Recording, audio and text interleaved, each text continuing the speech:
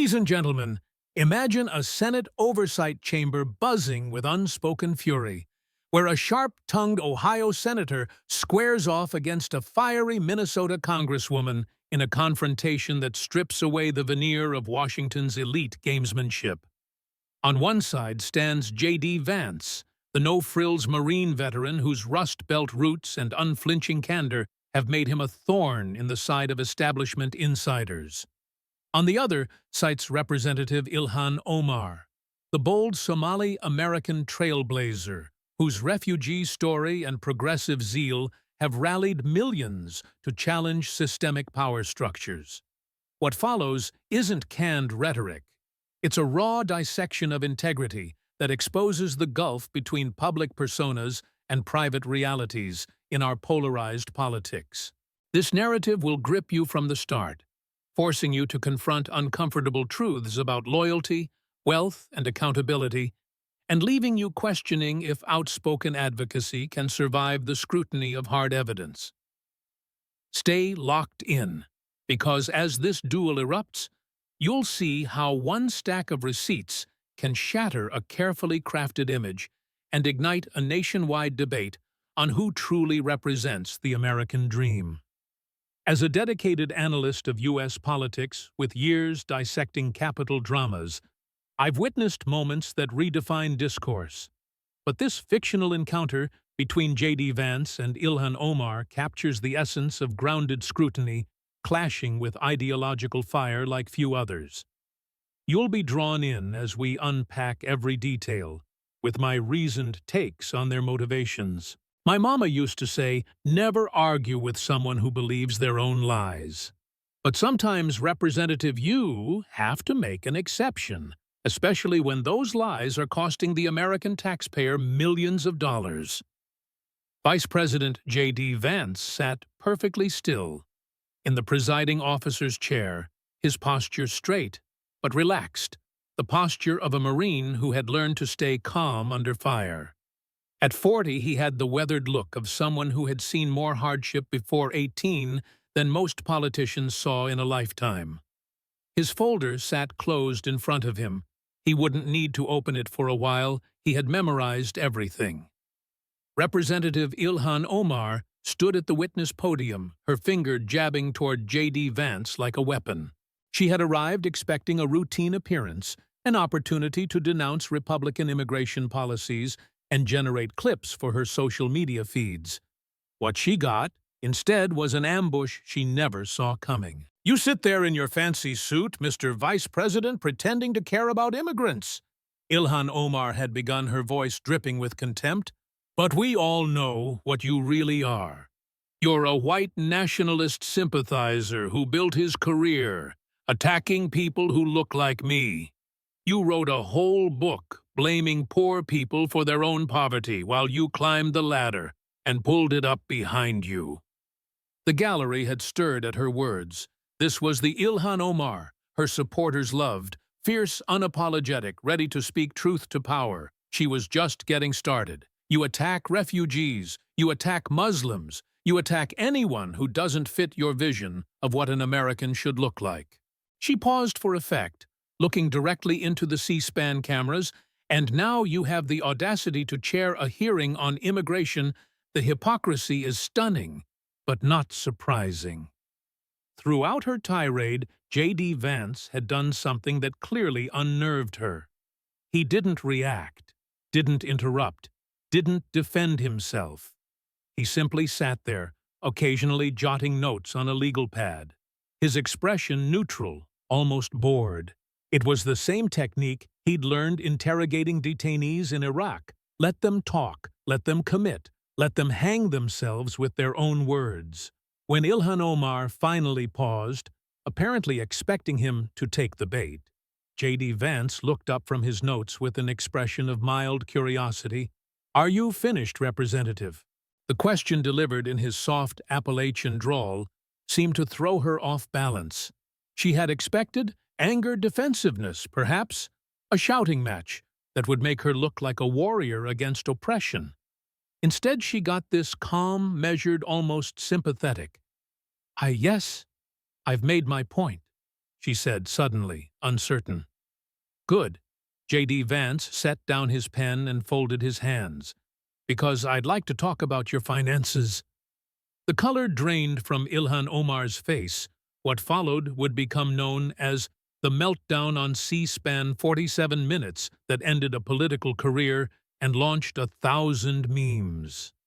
J.D. Vance reached for a folder on his desk, moving with the deliberate patience of a man who knew exactly where this was going. He opened it slowly, almost casually, as if reviewing a restaurant menu. Before we discuss immigration policy, he began, I want to congratulate you on your successful small business representative, Ilhan Omar. Truly, the American dream in action. Ilhan Omar's eyes narrowed.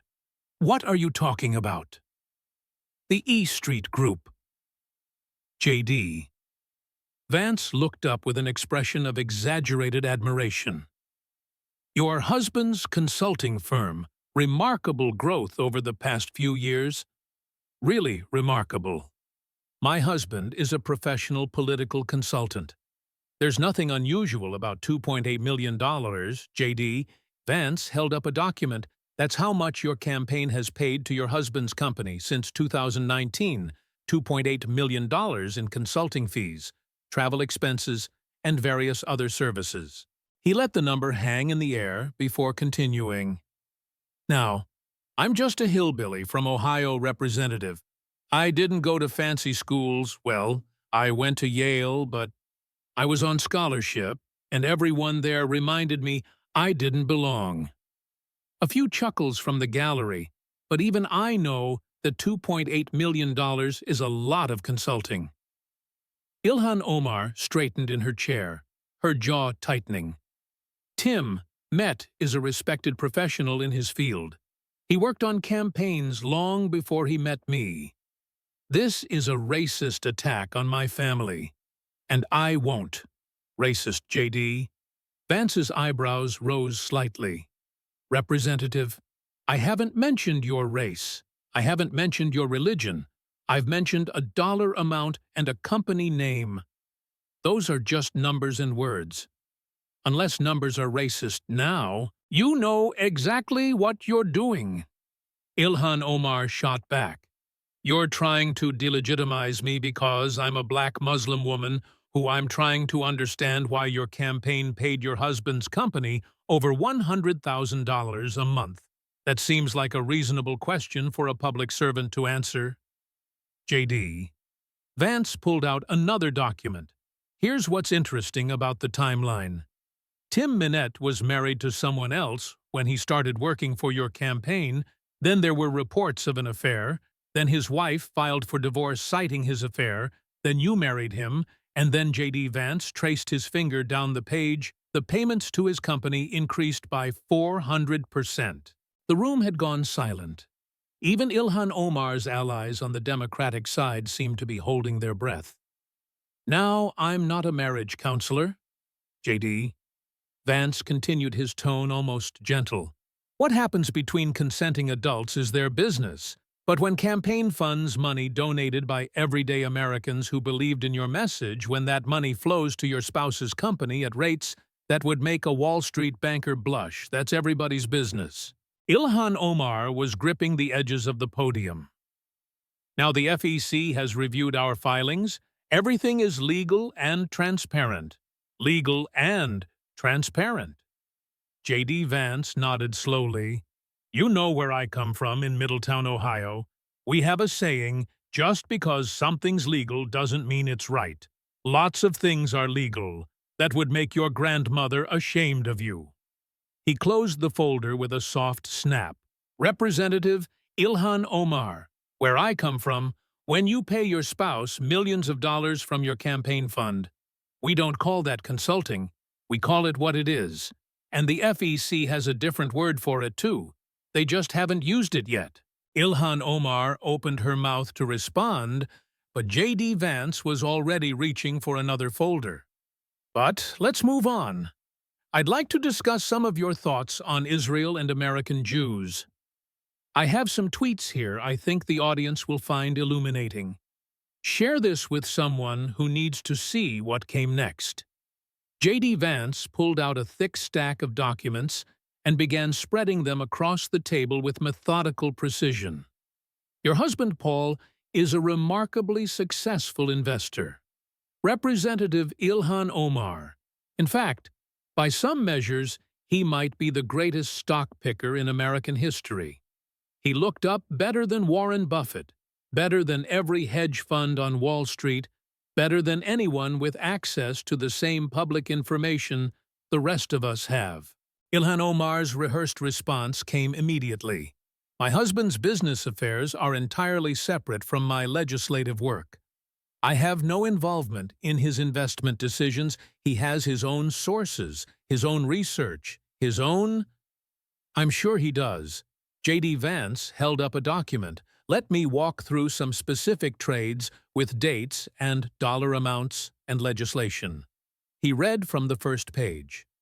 June 17, 2021, Paul Omar purchases call options on NVIDIA, a semiconductor company between $1 million and $5 million worth.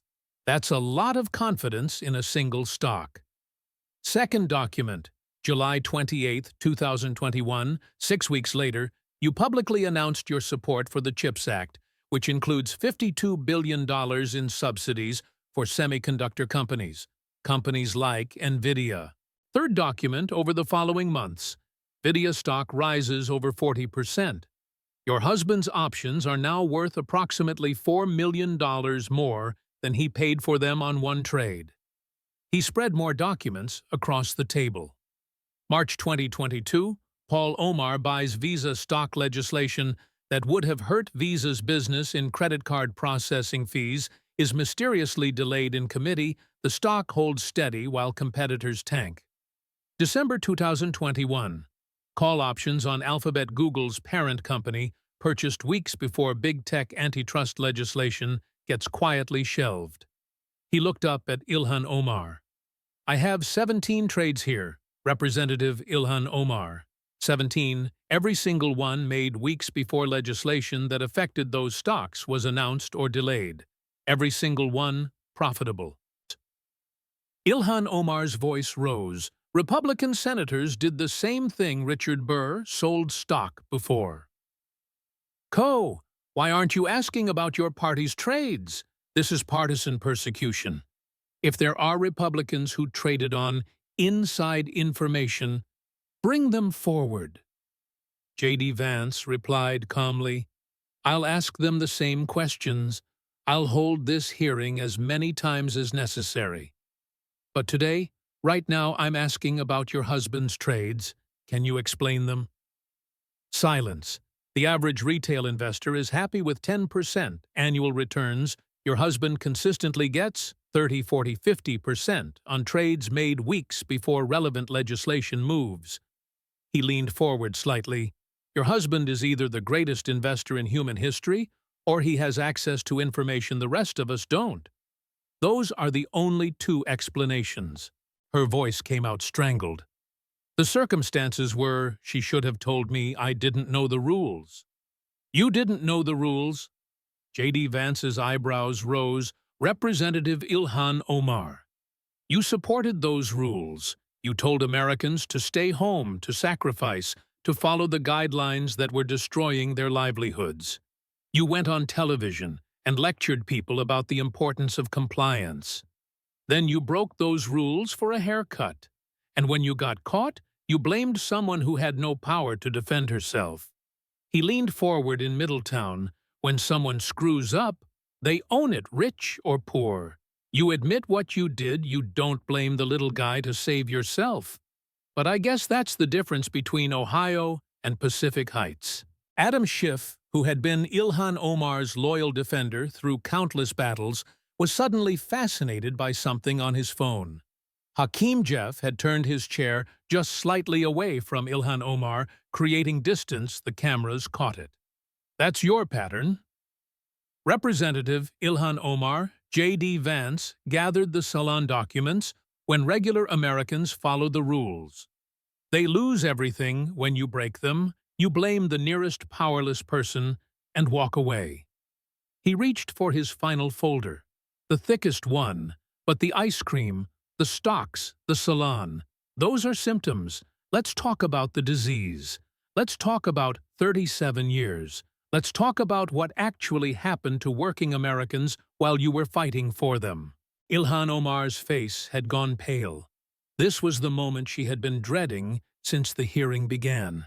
Subscribe for the kill shot that ended her legacy.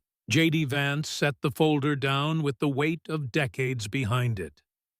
Representative Ilhan Omar, you've been in Congress since 1987, 37 years. He paused. That's longer than I've been alive, longer than most Americans have been in any job, an entire generation of American history. He opened the folder. Let's talk about what happened to working Americans during your 37 years of what you call public service. He pulled out the first document, 1987, in Middletown, Ohio. The town you fly over on your way to somewhere important. The Armco steel plant employed thousands, good jobs, union jobs. A man could graduate from high school, walk into that plant and build a life, buy a house, raise a family, send kids to college, all on one income. Today, that plant is mostly closed. Those jobs are gone, shipped to China, Mexico, Vietnam, anywhere but Middletown, during your 37 years as a champion of working people.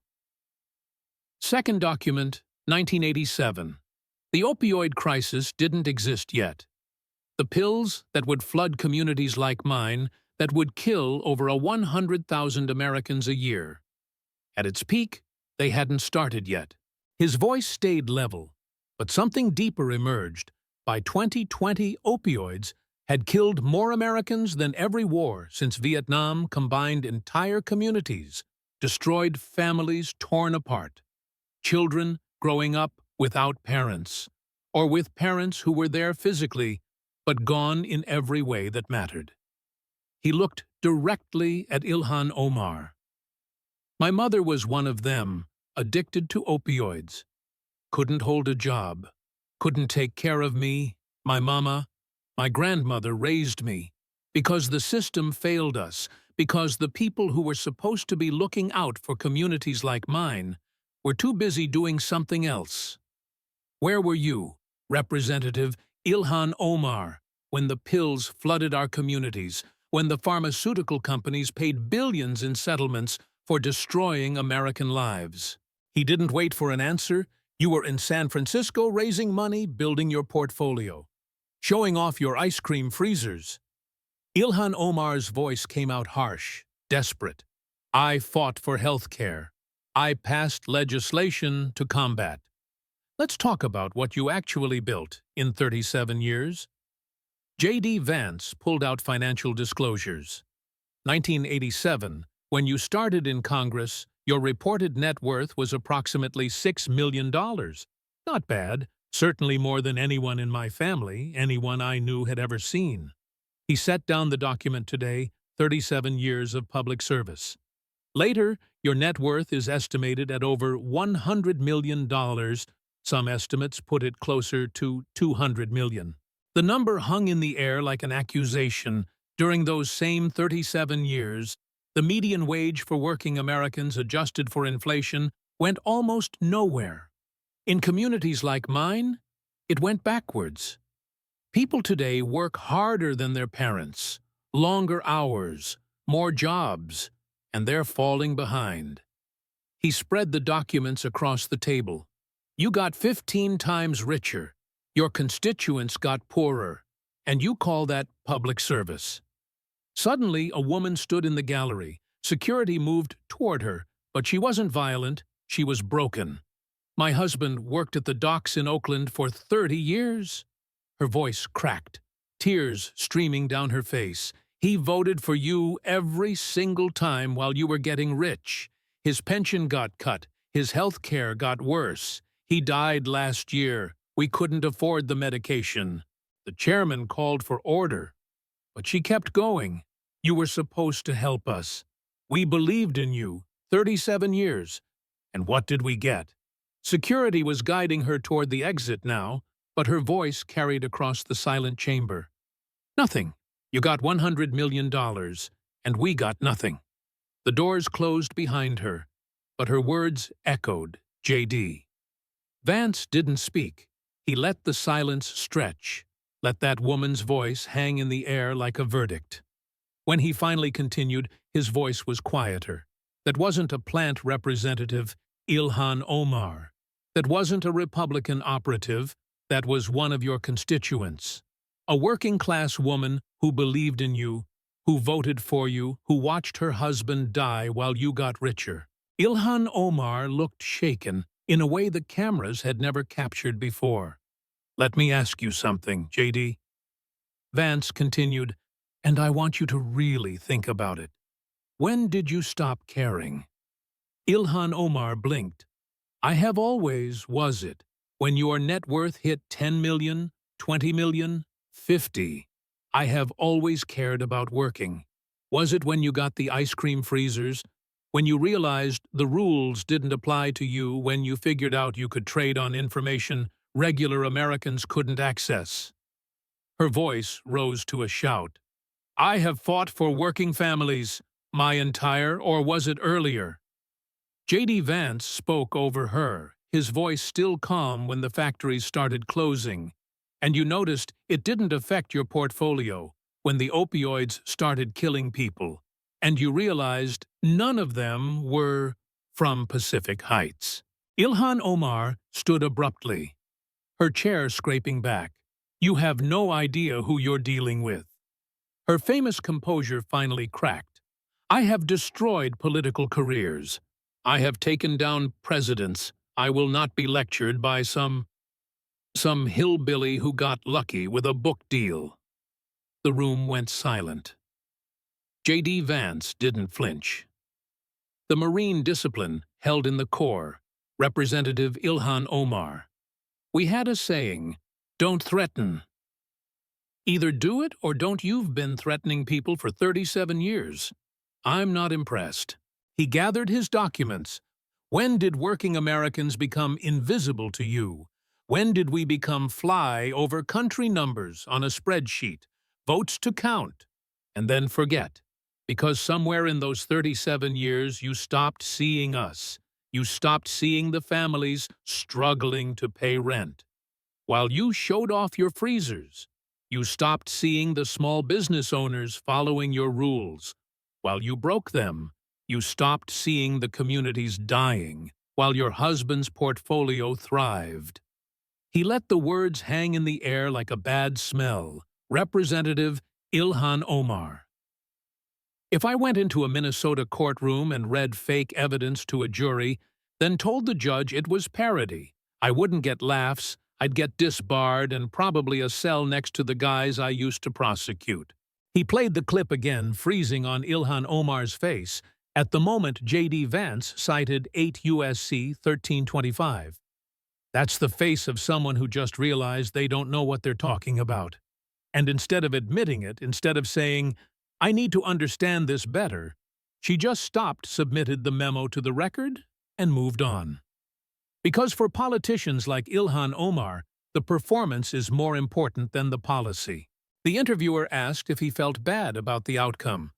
The tears, the collapse, the obvious distress, J.D. was considered the question. "I feel bad for the woman from Oakland whose husband died because he couldn't afford medication. I feel bad for Erica Kios, who lost her business and her safety because she let a powerful person break the rules. I feel bad for every family in communities like mine who watched their towns hollow out, while the people who were supposed to represent them got rich." He paused. The representative Ilhan Omar, crying on television because someone asked her to account for 37 years. That's not tragedy, that's accountability. And we don't see nearly enough of it. The interviewer asked about the Oakland widow, whether she had been a plant. "A setup." J.D. Vance shook his head. "I never met that woman before in my life. I don't know her name. I don't know her story beyond what she shouted. But I know 1,000 people just like her back home. People who believed in the system, who voted, who trusted that the people they sent to Washington were looking out for them. His voice softened. They weren't plants. They weren't political operatives.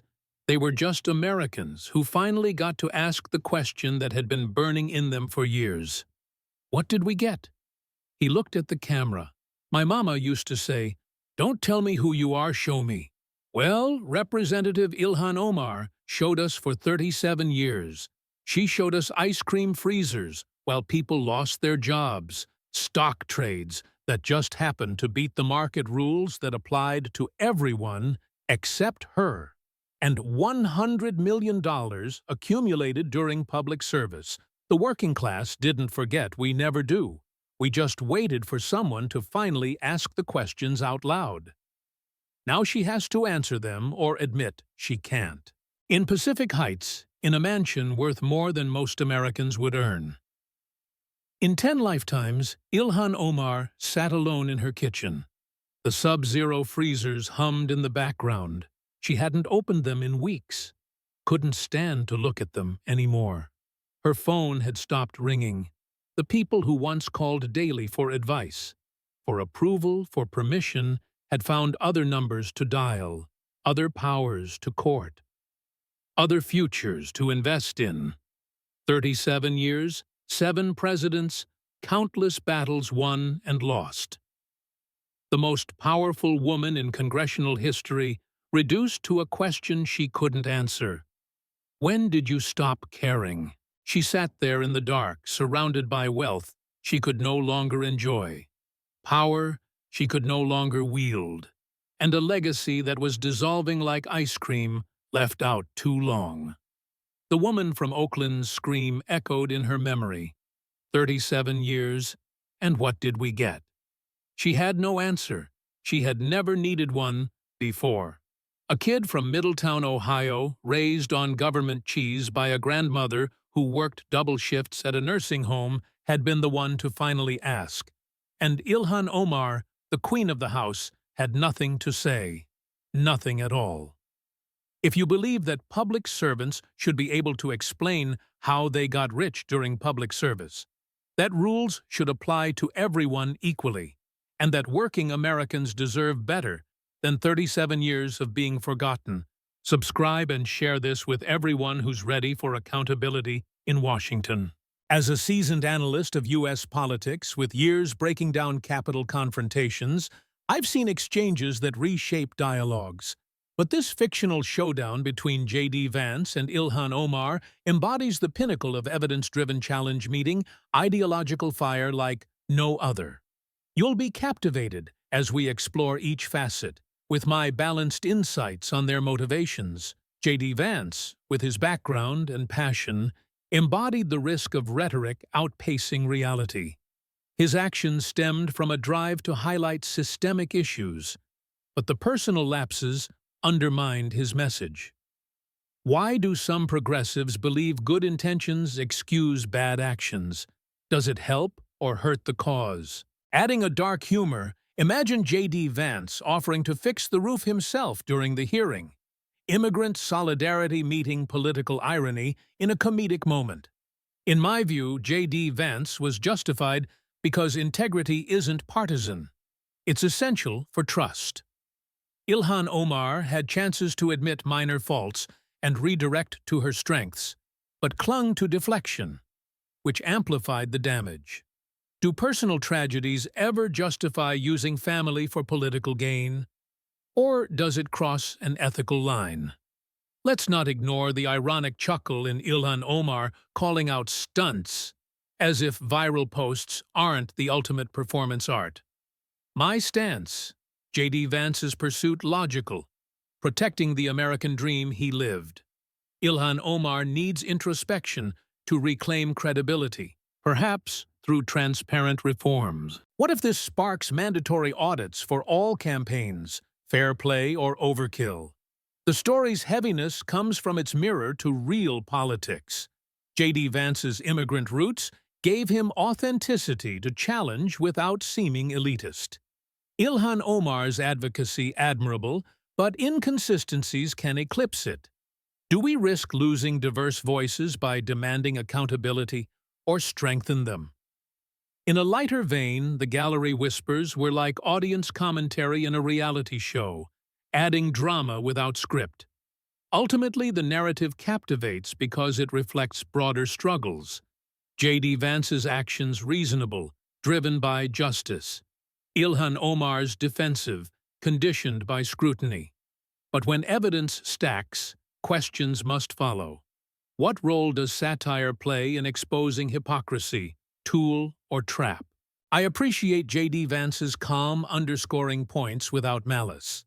As an expert, I believe more such hearings keep leaders honest. This confrontation, intense, could catalyze change. Should Congress require ethics pledges from members? Symbolic or substantive? Provocative, but needed. The comedic paradox. A Supreme Court veteran unraveling a socialist star with simple receipts. J.D. Vance's reasoning holds because it's fact-based. Ilhan Omar's could benefit from proactive steps. The tale stimulates by prompting self-reflection on loyalties. What if identity politics sometimes shields rather than empowers? Asset or obstacle? Stirring, but worthy debate. J.D. Vance's serenity, his weapon. Ilhan Omar's passion, her vulnerability. Logical explanations. J.D. Vance, duty-bound. Ilhan Omar, idealism-driven. The end leaves debate open. What think? Reckoning deserved. Right to press when facts suggest fraud? Accountability regardless background? Engage below. As we fast forward to January 2026, echoes of that explosive Senate oversight hearing continue to reverberate through American politics, shaping careers, policies, and public discourse in ways no one anticipated during the tense exchange. J.D. Vance, the Ohio senator whose precise questioning made him an overnight sensation, leveraged the viral moment into a swift rise. By mid-2025, he'd authored a best-selling book titled Receipts and Reality, exposing hypocrisy in politics, selling over 2 million copies and spending 17 weeks atop the New York Times list. Critics called it a blend of memoir and manifesto, mixing his legal experiences with sharp critiques of performative governance. J.D. Vance's prominence thrust him into a key role in Republican leadership, spearheading bipartisan ethics legislation. The Vance Integrity Act, passed in late 2025, mandated annual audits for congressional campaigns and imposed stiffer penalties for family-related finance violations. Ironically, it gained support from some progressives who saw it as a way to detach from scandals. J.D. Vance joked during a CNN interview, "Didn't aim to be the hypocrisy hunter, but if one folder can fix roofs and create jobs, maybe I should start a side hustle as a truth detective, complete with a magnifying glass and a bad tie." The quip exploded online, spawning memes of J.D. Vance as a cartoon sleuth, chasing fleeting brands through Congress. Ilhan Omar's path, however, veered sharply downward. By early 2025, the House Ethics Probe had ballooned into a full DOJ investigation, uncovering more threads in the finance and family web. She opted not to seek re-election in 2024, citing personal priorities in a terse release, but insiders murmured it was to avoid a humiliating primary loss. Her successor, a grassroots Minnesota organizer, won decisively on a platform of real representation for real people. Ilhan Omar shifted to media, launching a podcast on progressive issues, but listeners proved scarce. Major sponsors shied away, shadowed by the hearing's revelations.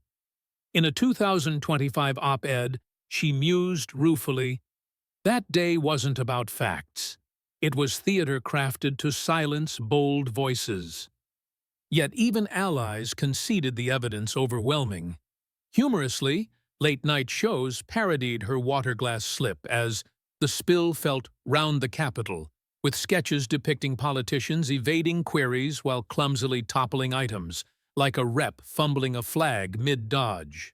The bit highlighted how one clumsy instant can define a legacy, turning grave oversight into laugh fodder without malice. Long-term, the hearing remolded the Democratic Party's left flank. The squad, once unified, splintered subtly. AOC focused on international advocacy, distancing from domestic ethics. Tlaib emphasized local reforms, avoiding national scandals. By 2026, progressive fundraising tilted toward integrity-first candidates, groups like Justice Democrats enforcing tighter endorsement screening.